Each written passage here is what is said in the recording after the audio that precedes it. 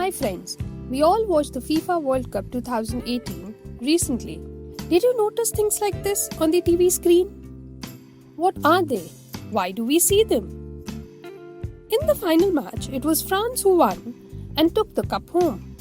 Did you notice that Griezmann was the man of the match, but the Golden Ball award was given to Luka Modric from Croatia? How was that decided? Why did they give it to a player from the losing team? The Golden Ball award is given to the best player of the tournament. His performance in every match that he plays is observed, the number of passes he completes, the distance he covers, the number of shots taken at the goal. This is the reason all the information from every match is collected, and that's what we see on our screen as bar graphs or pie charts. All this information about every player is gathered and compared to help them decide the award winners. The Golden Boot, awarded for scoring the maximum number of goals, was given to Harry Kane.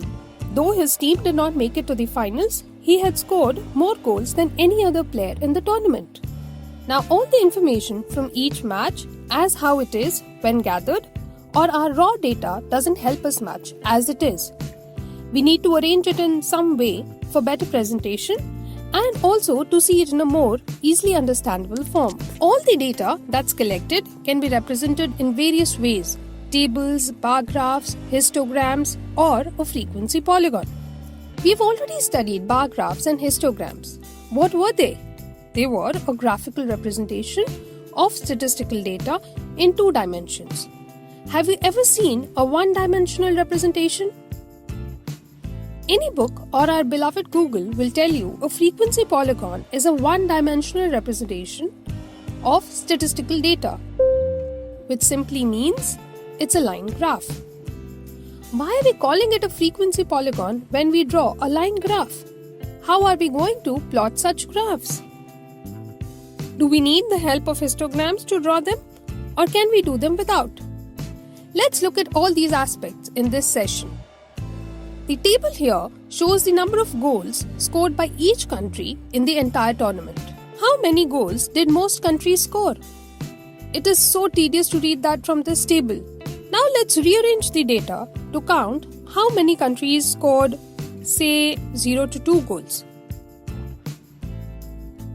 That is, we can construct a class of 0 to 3 where the value 0 is included and 3 is excluded. Here we count countries which have scored 0, 1 or 2 goals. That will be 12. Next would be the number of countries that have scored 3 to 6 goals. That's 7. The complete table would look like the total of the frequency adds to the total number of countries that played the tournament. Now let's draw the histogram to represent this table. Let's now mark the midpoint of a class on the top line of the bar. For 0 to 3, the midpoint is 1.5 and the top line of the bar represents the frequency, that is 12 here. As the midpoint of the class 3 to 6 is 4.5 and the frequency for the class is 7. As the class size is 3, the midpoint would be increasing in jumps of 3. Let us join these midpoints. At this point, this is known as a line graph. Let's join the midpoint of the first interval with that of the previous and the midpoint of the last interval to the next possible class to make it a closed figure. If there is frequency in the first interval starting from 0, as is the case here, then we join from 0. What we now have is the frequency polygon for the data we were looking at. Poly in Greek means many and gon means angles. A polygon is a closed figure with many or poly sides. A frequency polygon is called so as the line created resembles half of a polygon and we have plotted the frequencies in our data. But what you're probably wondering now is, why do we need frequency polygons when we have histograms? Though they are pretty much like a histogram, the frequency polygons are more useful in comparing sets of data and are actually the best for comparing sets of data of the same size. That is because we can superimpose them on the same graph paper. Here we had continuous classes, so we skipped the step of making them continuous, which we've already learned in our earlier video, and moved on to find the class mark of each class. But could we have done it without the histogram? Or do we have to draw a histogram every time we want to draw a frequency polygon? Let's have a look at the table we had constructed and add a couple of columns to it. We add a column class mark, which is the midpoint of a class, and another column at the end which would give the coordinates class mark, frequency. Now let's again draw a graph where x-axis has the number of goals and the y-axis the number of countries. Let's now just mark the points as in the last column of our current table. What we have is our same frequency polygon that we got with the histogram, but now without the bars. So if we are given any data, we can draw a frequency polygon with or without the histogram. Going back to our earlier question, why would we draw a frequency polygon and not a histogram? If we are only looking at the trend line of a continuous data, then a frequency polygon suffices that need. Now that we know how to draw a frequency polygon without a histogram, it's a much easier and neater representation of our data. But what if we are given a frequency polygon? Can we read the data represented by it? Is it a tedious task? Actually, no.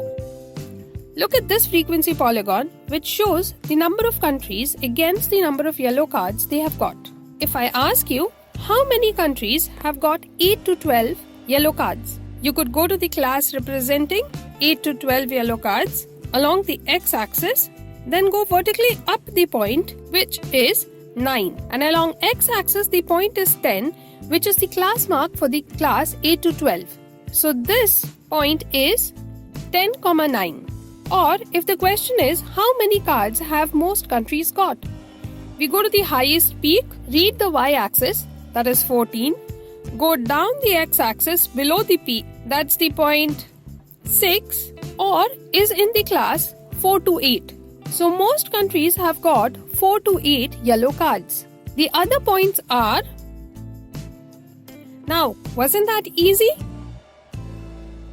So now in this session we have learned what is a frequency polygon, how we draw a frequency polygon with the help of a histogram, how do we draw a frequency polygon without the help of a histogram, how do we read a given frequency polygon. If you've liked this session, then please hit the like button. If you have any doubts, do comment, and yes, don't forget to subscribe to our channel.